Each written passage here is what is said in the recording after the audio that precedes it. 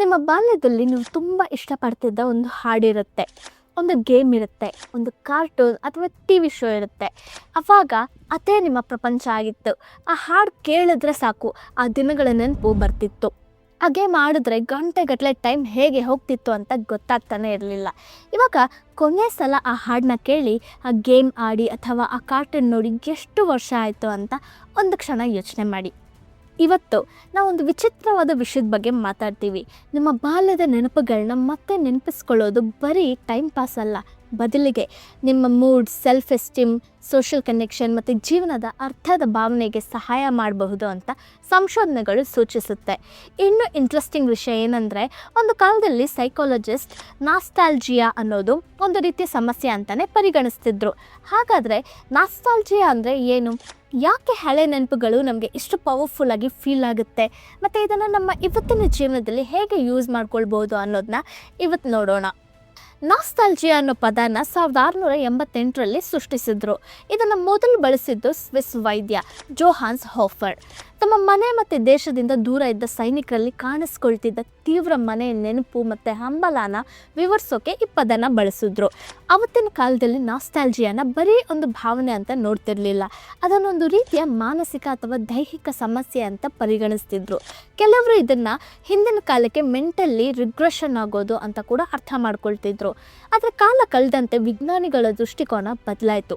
ವಿಶೇಷವಾಗಿ 2000ರ ದಶಕದಲ್ಲಿ university of south ಆಂಪ್ಟನ್ನ psychologist ಕಾನ್ಸ್ಟಾಂಟೈನ್ ಸೆಡಿಕೈಡಿಸ್ ಮತ್ತು ಅವರ ತಂಡ ನಾಸ್ಟಾಲಜಿಯಾ ಬಗ್ಗೆ ಹೆಚ್ಚು ಸಿಸ್ಟಮ್ಯಾಟಿಕ್ ಆಗಿ ಸಂಶೋಧನೆ ಮಾಡೋಕ್ಕೆ ಶುರು ಮಾಡಿದ್ರು. ಆ್ಯಂಡ್ ಇಂಟ್ರೆಸ್ಟಿಂಗ್ ಆಗಿ ರಿಸಲ್ಟ್ ಹಿಂದಿನ ಕಲ್ಪನೆಗಿಂತ ಕಂಪ್ಲೀಟ್ ಆಗಿ ಬೇರೆ ಆಗಿತ್ತು. ನಾಸ್ಟಾಲಜಿಯಾ ಯಾವಾಗಲೂ ನಮ್ಮನ್ನ ಹಿಂದಕ್ಕೆ ಎಳೆಯೋ ನೆಗೆಟಿವ್ ಫೀಲಿಂಗ್ ಅಲ್ಲ, ಸರಿಯಾದ ರೀತಿಯಲ್ಲಿ ಅನುಭವಿಸಿದಾಗ ಅದು ನಮ್ಮನ್ನು ಭಾವನಾತ್ಮಕವಾಗಿ ಸ್ಥಿರವಾಗಿಡೋ ಒಂದು ಪಾಸಿಟಿವ್ ಸೈಕಾಲಜಿಕಲ್ ಎಕ್ಸ್ಪೀರಿಯನ್ಸ್ ಆಗಿರುತ್ತೆ. ಹಲವು ಎಕ್ಸ್ಪೆರಿಮೆಂಟ್ಸಲ್ಲಿ ಜನರಿಗೆ ತಮ್ಮ ಹಳೆ, ವಿಶೇಷವಾಗಿ ಬಾಲ್ಯದ ಅಥವಾ ಮೀನಿಂಗ್ಫುಲ್ ಮೆಮೊರೀಸ್ ಬಗ್ಗೆ ಯೋಚಿಸೋಕೆ ಅಥವಾ ಬರೆಯೋಕೆ ಹೇಳಿದಾಗ ಅವರಲ್ಲಿ ಜೀವನಕ್ಕೆ ಅರ್ಥ ಇದೆ ಅನ್ನೋ ಫೀಲಿಂಗ್ ಹೆಚ್ಚಾಗಿರೋದು, ಸೋಷಿಯಲ್ ಕನೆಕ್ಷನ್ ಮತ್ತು ಕ್ಲೋಸ್ನೆಸ್ ಜಾಸ್ತಿ ಆಗಿರೋದು, ಸೆಲ್ಫ್ ಎಸ್ಟೀಮ್ ಮತ್ತು ಆಪ್ಟಿಮಿಸಮ್ ಹೆಚ್ಚಾಗಿರೋದು ಕಾಣಿಸ್ತು. ಕೆಲವು ಸ್ಟಡೀಸ್ ನಾಸ್ಟಾಲ್ಜಿಯಾ ಲೋನ್ಲಿನೆಸ್ ಮತ್ತು ನೆಗೆಟಿವ್ ಎಮೋಷನ್ಸ್ನ ಕಡಿಮೆ ಮಾಡೋ ಸಾಧ್ಯತೆಯನ್ನು ಸೂಚಿಸ್ತು.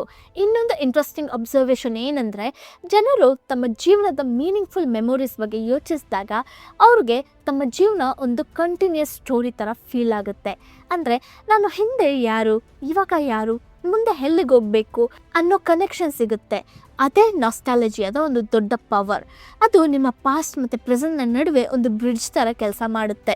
ಹಳೆ ನೆನಪುಗಳನ್ನ ನೆನಪಿಸ್ಕೊಂಡಾಗ ನಾವು ಕೇವಲ ಒಂದು ಘಟನೆನ ನೆನಪಿಸ್ಕೊಳ್ತಿಲ್ಲ, ಆ ಟೈಮಲ್ಲಿ ನಮ್ಮ ಜೊತೆ ಇದ್ದ ಜನ, ನಮ್ಮ ಫೀಲಿಂಗ್ಸ್, ನಮ್ಮ ಐಡೆಂಟಿಟಿ ಮತ್ತು ಆ ಸಮಯದಲ್ಲಿ ನಮಗೆ ಮುಖ್ಯವಾಗಿದ್ದ ವಿಷಯಗಳನ್ನ ಮತ್ತೆ ಕನೆಕ್ಟ್ ಮಾಡ್ಕೊಳ್ತೀವಿ.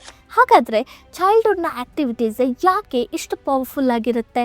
ನೀವು ಚೈಲ್ಡ್ಹುಡ್ಡಲ್ಲಿ ಇಷ್ಟಪಟ್ಟ ಆಟ, ಮ್ಯೂಸಿಕ್, ಕಾರ್ಟೂನ್, ಸ್ಕೂಲ್ ಮೆಮೊರೀಸ್ ಅಥವಾ ಫ್ರೆಂಡ್ಸ್ ಜೊತೆ ಸ್ಪೆಂಡ್ ಮಾಡಿರೋ ಸಣ್ಣ ಸಣ್ಣ ಮೂಮೆಂಟ್ಸ್, ಇವೆಲ್ಲ ಆ ಟೈಮಲ್ಲಿ ಎಮೋಷನಲ್ ಎಕ್ಸ್ಪೀರಿಯನ್ಸ್ನ ಜೊತೆ ಸ್ಟ್ರಾಂಗ್ ಆಗಿ ಕನೆಕ್ಟ್ ಆಗಿರುತ್ತೆ. ಚೈಲ್ಡ್ಹುಡ್ಡಲ್ಲಿ ನಮ್ಮ ಜೀವನದಲ್ಲಿ ಇವತ್ತಿನಷ್ಟು ರೆಸ್ಪಾನ್ಸಿಬಿಲಿಟೀಸ್ ಇರಲಿಲ್ಲ. Bills, deadlines, career pressure, relationship responsibilities ಇವೆಲ್ಲ ಇಷ್ಟು ದೊಡ್ಡದಾಗಿ ಇರಲಿಲ್ಲ. ಒಂದು ಸಣ್ಣ ಆಟ ಒಂದು ದಿನದ ಹೈಲೈಟ್ ಆಗಿರ್ತಿತ್ತು. ಒಂದು ಹಾಡು ಇಡೀ ಮೂಡ್ನ ಬದಲಾಯಿಸೋಷ್ಟು ಪವರ್ಫುಲ್ ಆಗಿರ್ತಿತ್ತು. ದೊಡ್ಡವರಾದಮೇಲೆ ನಾವು ಇಂತಹ ವಿಷಯಗಳನ್ನ ಮಕ್ಕಳಿಗೆ ಸಂಬಂಧಿಸಿರೋದು, ಇವೆಲ್ಲ ನನ್ನ ಏಜ್ಗೆ ಸರಿ ಇರಲ್ಲ ಅಥವಾ ಇದು ಟೈಮ್ ವೇಸ್ಟ್ ಅಂತ ಪಕ್ಕಕ್ಕಿಡ್ತೀವಿ. ಆದರೆ ನೀವು ಬೆಳೆದಿದ್ದೀರಾ ಅನ್ನೋದ್ರಿಂದ ನಿಮ್ಮ ಹಳೆಯ ಸಂತೋಷಗಳನ್ನ ಕಂಪ್ಲೀಟಾಗಿ ಬಿಟ್ಬಿಡಬೇಕು ಅಂತ ಏನೂ ಇಲ್ಲ. ಕೆಲವೊಮ್ಮೆ ಆ ಹಳೆ ಆ್ಯಕ್ಟಿವಿಟೀಸ್ ಜೊತೆ ಮತ್ತೆ ಕನೆಕ್ಟ್ ಆಗೋದು ನಿಮ್ಮ ಮನಸ್ಸಿಗೆ ಒಂದು ಫೆಮಿಲಿಯರ್ ಮತ್ತು ಕಂಫರ್ಟಿಂಗ್ ಫೀಲ್ನ ಕೊಡುತ್ತೆ. ಇದನ್ನು ಪ್ರಾಕ್ಟಿಕಲ್ ಆಗಿ ಹೇಗೆ ಮಾಡಬೇಕು ಅಂತ ಇವತ್ತಿನ ವಿಡಿಯೋದಲ್ಲಿ ನೋಡೋಣ. ಮೊದಲನೇದಾಗಿ, ಬಾಲ್ಯದಲ್ಲಿ ನೀವು ತುಂಬ ಇಷ್ಟಪಡ್ತಿದ್ದ ಹಾಡನ್ನು ಹುಡುಕಿ ಒಂದು ಪ್ಲೇಲಿಸ್ಟ್ ಮಾಡ್ಕೊಳ್ಳಿ. ಒಂದು ದಿನ ಸಂಜೆ ಯಾವುದೇ ಕೆಲಸದ ಪ್ರೆಷರ್ ಇಲ್ಲದೆ ಆ ಹಾಡುಗಳನ್ನ ಸುಮ್ಮನೆ ಕೇಳಿ ನೋಡಿ. ಕೆಲವೊಮ್ಮೆ ಒಂದು ಹಾಡು ಸಾಕು, ನೀವು 10 ಅಥವಾ 15 ವರ್ಷದ ಹಿಂದೆ ಇದ್ದ ಒಂದು ವಿಶೇಷ ಕ್ಷಣಕ್ಕೆ ಮನಸ್ಸಲ್ಲೇ ಮತ್ತೆ ಹೋಗಿಬಿಡ್ತೀರ. ಎರಡನೇದಾಗಿ, ಬಾಲ್ಯದಲ್ಲಿ ಆಡ್ತಿದ್ದ ಒಂದು ಗೇಮ್ ಅಥವಾ ಆ್ಯಕ್ಟಿವಿಟಿ ಇದ್ದರೆ ಅದನ್ನು ಮತ್ತೆ ಟ್ರೈ ಮಾಡಿ. ಅದು ವಿಡಿಯೋ ಗೇಮ್ ಆಗಿರ್ಬೋದು, ಕ್ರಿಕೆಟ್ ಆಗಿರ್ಬೋದು, ಸೈಕ್ಲಿಂಗ್ ಆಗಿರ್ಬೋದು ಅಥವಾ ಇನ್ನೇನಾದರೂ ಆಗಿರ್ಬೋದು. ಅದನ್ನು ನಿಮ್ಮ ರೆಸ್ಪಾನ್ಸಿಬಿಲಿಟೀಸ್ಗಳಿಂದ ತಪ್ಪಿಸ್ಕೊಳ್ಳೋ ಎಕ್ಸ್ಕ್ಯೂಸ್ ಆಗಿ ಬಳಸೋ ಅಗತ್ಯ ಇಲ್ಲ. ವಾರಕ್ಕೆ ಸ್ವಲ್ಪ ಟೈಮ್ನ ಅದಕ್ಕೋಸ್ಕರ ಕೊಡಿ.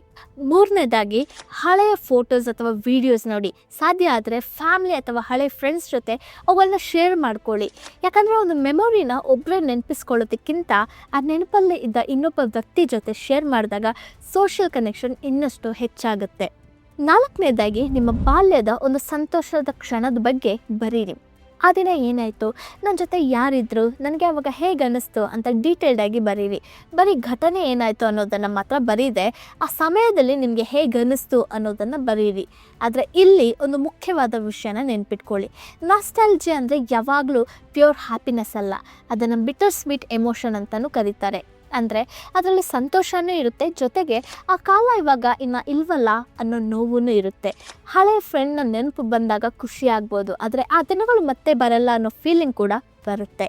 ಇದು ಸಹಜ. ಅದಕ್ಕೋಸ್ಕರ ನಾಸ್ಟಾಲಜಿಯಾ ಅಂದರೆ ಪಾಸ್ಟ್ನಲ್ಲಿ ಸಿಗಾಕೊಳ್ಳೋದು ಅಂತ ಅರ್ಥ ಅಲ್ಲ. ಹೆಲ್ದಿ ನಾಸ್ಟಾಲಜಿಯಾ ಅಂದರೆ ಪಾಸ್ಟ್ನ ಒಳ್ಳೆ ನೆನಪುಗಳಿಂದ ಪ್ರೆಸೆಂಟಲ್ಲಿ ಒಂದು ಪಾಸಿಟಿವ್ ಫೀಲಿಂಗ್ನ ತಗೊಳ್ಳೋದು. ಅಂದರೆ ಹಿಂದಕ್ಕೆ ಹೋಗೋದಲ್ಲ, ಹಿಂದಿನಿಂದ ಏನನ್ನಾದರೂ ತಗೊಂಡು ಮುಂದೆ ಬರೋದು. ಇದನ್ನು ಒಂದು ಮ್ಯಾಜಿಕ್ ಸೊಲ್ಯೂಷನ್ ಅಂತ ನೋಡಬೇಡಿ. ನಿಮ್ಮ ಜೀವನದಲ್ಲಿ ದೊಡ್ಡ ಸಮಸ್ಯೆಗಳಿದ್ದರೆ ನಾಸ್ಟಾಲಜಿಯಾ ಒಂದೇ ಅದನ್ನು ಸಾಲ್ವ್ ಮಾಡುತ್ತೆ ಅಂತ ಹೇಳೋಕ್ಕೆ ಆಗಲ್ಲ. ಆದರೆ ನಿಮ್ಮ ಡೈಲಿ ಲೈಫಲ್ಲಿ ಇಂತಹ ಸಣ್ಣ ಮೀನಿಂಗ್ಫುಲ್ ಮೂಮೆಂಟ್ ಸೇರಿಕೊಂಡ್ರೆ ಮೂಡ್, ಸೋಷಿಯಲ್ ಕನೆಕ್ಷನ್ ಮತ್ತು ಜೀವನದ ಅರ್ಥದ ಭಾವನೆಗೆ ಸಹಾಯ ಆಗ್ಬೋದು ಅನ್ನೋದನ್ನ ಸಂಶೋಧನೆಗಳು ಸೂಚಿಸುತ್ತೆ. ವಿಶೇಷವಾಗಿ ನೀವು ತುಂಬ ಸ್ಟ್ರೆಸ್ಸಲ್ಲಿ ಇದ್ದಾಗ, ಎಲ್ಲನೂ ಮೆಕ್ಯಾನಿಕಲ್ ಆಗಿ ಫೀಲ್ ಆಗ್ತಿದ್ದಾಗ, ನೀವು ಹಿಂದೆ ನಿಜವಾಗ್ಲೂ ಸಂತೋಷಪಟ್ಟ ಒಂದು ಸಣ್ಣ ವಿಷಯದ ಜೊತೆ ಮತ್ತೆ ಕನೆಕ್ಟ್ ಆಗೋದು ಮನಸ್ಸಿಗೆ ಒಂದು ಫ್ರೆಶ್ ಫೀಲಿಂಗ್ ಕೊಡುತ್ತೆ. ಸೊ ದೊಡ್ಡವರಾದಮೇಲೆ ರೆಸ್ಪಾನ್ಸಿಬಿಲಿಟೀಸ್ ಜಾಸ್ತಿ ಆಗ್ತಾ ಹೋದಂತೆ ಬಾಲ್ಯದಲ್ಲಿ ನಮಗೆ ಸಂತೋಷ ಕೊಡ್ತಿದ್ದ ಸಣ್ಣ ಸಣ್ಣ ವಿಷಯಗಳನ್ನ ನಾವು ಮರ್ತು ಬಿಡ್ತೀವಿ. ಆದರೆ ನಿಮ್ಮ ಚೈಲ್ಡ್ಹುಡ್ ನೆನಪನ್ನು ಮತ್ತೆ ನೆನಪಿಸ್ಕೊಳ್ಳೋದು ಚೈಲ್ಡಿಶ್ ಅಲ್ಲ. ನಿಮ್ಮ ಪಾಸ್ಟ್ನ ಜೊತೆ ಹೆಲ್ದಿ ಕನೆಕ್ಷನ್ ಇಟ್ಕೊಳ್ಳೋದು ನಿಮ್ಮ ಪ್ರೆಸೆಂಟಲ್ಲೂ ಪಾಸಿಟಿವ್ ಎಮೋಷನ್ಸ್ ಮತ್ತು ಕನೆಕ್ಷನ್ ಬೆಳೆಸೋ ಒಂದು ದಾರಿಯಾಗಿರುತ್ತೆ. ಸೊ ಇವತ್ತೇ ನೀವು ಚೈಲ್ಡ್ಹುಡ್ಡಲ್ಲಿ ತುಂಬ ಇಷ್ಟಪಡ್ತಿದ್ದ ಒಂದು ಹಾಡು, ಒಂದು ಗೇಮ್, ಒಂದು ಕಾರ್ಟೂನ್ ಅಥವಾ ಒಂದು ಮೆಮೊರಿನ ನೆನಪಿಸ್ಕೊಳ್ಳಿ. ಸಾಧ್ಯ ಆದರೆ ಅದಕ್ಕೆ ಸ್ವಲ್ಪ ಟೈಮ್ ಕೊಡಿ. ಆ ಹಳೆ ಫೀಲಿಂಗ್ ಮತ್ತೆ ಬಂದಾಗ ಅದನ್ನ ಎಂಜಾಯ್ ಮಾಡಿ. ಅದರ ಪಾಸ್ಟ್ನಲ್ಲಿ ಉಳ್ಕೊಳ್ಳದೆ ಆ ಸಂತೋಷನ ಪ್ರೆಸೆಂಟ್ಗೆ ತೊಗೊಂಡು ಬನ್ನಿ. ಈ ವಿಡಿಯೋ ನಿಮಗೆ ಯೂಸ್ಫುಲ್ ಅನಿಸಿದ್ರೆ ಲೈಕ್ ಮಾಡಿ, ಚಾನಲ್ನ ಸಬ್ಸ್ಕ್ರೈಬ್ ಮಾಡ್ಕೊಳ್ಳಿ ಆ್ಯಂಡ್ ವಿಡಿಯೋನ ಹೈಪ್ ಮಾಡೋಕ್ಕೆ ಮರಿಬೇಡಿ. Thanks for watching.